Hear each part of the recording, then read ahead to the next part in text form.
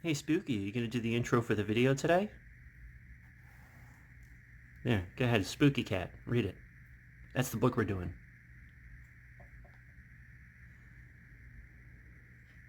Alright, nice try.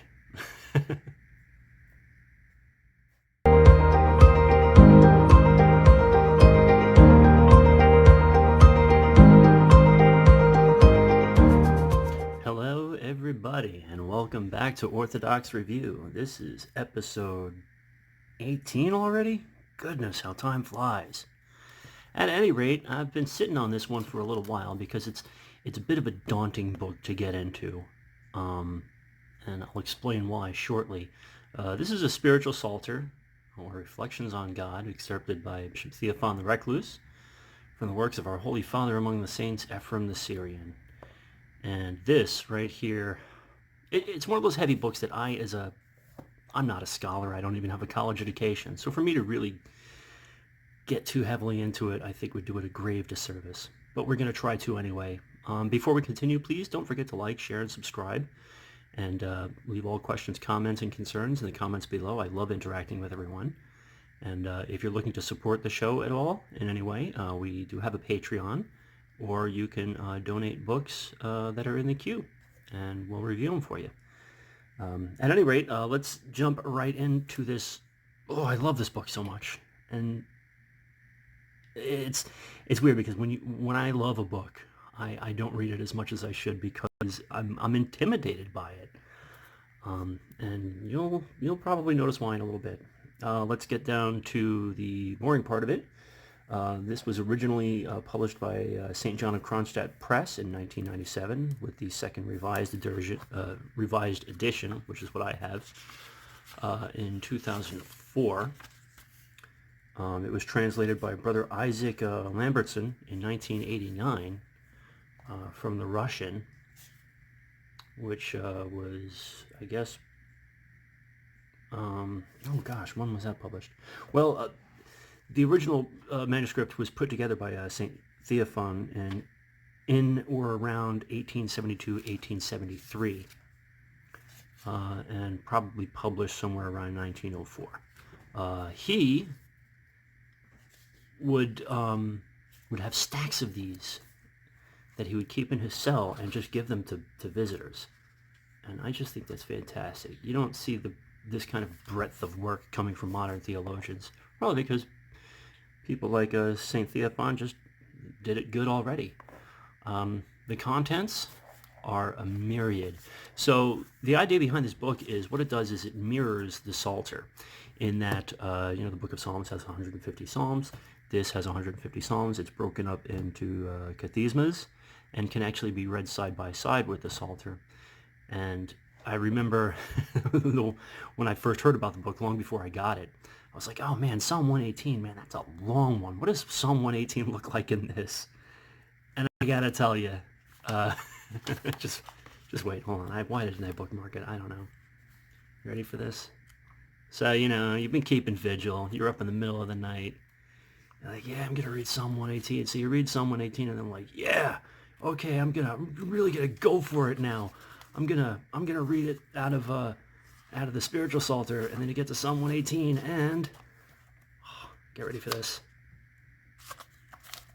Yeah, nice and short, because no one could possibly be that sadistic. But anyway, now that we've got all the basics out of the way, I want to show you something here real quick. Over the years, I've as you can see, I originally started marking my notes with page markers, and I didn't get that far in before I realized that I was just going to have to start writing these things down. See, each one of these is a verse that I've read that really struck me in some way or another. And originally I was going to refer to this list to give you a few examples, but I was at work, so I photocopied it, added a few more, and added some beautiful pink highlighter. Now, this big one here, I'm going to read this to you. This is on page 212. This is Psalm 134, and I did bookmark it. And I think this psalm really gives you a great idea of what exactly this book is all about. And as you can see my note, this is the most goth psalm ever, which actually I was corrected on because 4 psalms later it gets dark. But here we go. Let's read through this, because Saint Isaac he really is the voice of the church. Standing by the coffin, I gazed therein and beheld the corruption of the flesh. In the grave, it has become repulsive. There was nothing to resemble an attractive face. Instead, dry, crumbling bones covered with corruption were to be seen. With sorrow and grief, I withdrew from the coffin, carried by my thoughts to the time when we will be resurrected to the sound of the trumpet and will glorify thee for the resurrection prepared for Adam's descendants, and say, Praise to thee, O Lord of all. I heard what is written about the resurrection in the gospel. I thanked God and exclaimed, Praise to thee, all holy nature of thy dominion, that in the beginning adorned our nature and honored it with thine image, and in the last time sent down thy Son, and he saved us from ruin, and will come again to resurrect all of Adam's race. He will carry the righteous up to heaven, and cast the lawless into Gehenna, and they will exclaim, Just is thy judgment, O Lord and King. Praise to thee, O Lord of all. Now, if that doesn't just sum up everything that could possibly be in here, because what he did was, he did title all of these. Unfortunately, it doesn't have an index by subject matter, but if you go through, it will tell you exactly what each one is about. There are a few in here to the Theotokos, which, thank God for that. But, hey, cat just knocked in there. Okay, here's the deal, folks. My cat has free reign, and I don't pause videos. Spooky cat, what are you doing down there? At any rate, so just to give you an idea of some of the other bits, I'd highlighted a few that I figured would be good for the show. So page 223, verse 6. Let's see what's on page 223, verse 6. Page 223, verse 6. See, it's got a star right next to it. Now again, these are things that jumped out to me when I was reading it, and I haven't read the book straight through in earnest since my time at the monastery. So it's been a little while, but of course, because I'm doing the review, I've been getting back into it. And this one jumps out at me because I'm a self-loather, I guess. Woe is he who has renounced the world, yet clings to a worldly way of thinking. For the parable about the man who has put his hand to the plow, yet looks back, pertains to him. And you can parenthesize that and put me. There is just such a depth of wisdom and beauty in this book.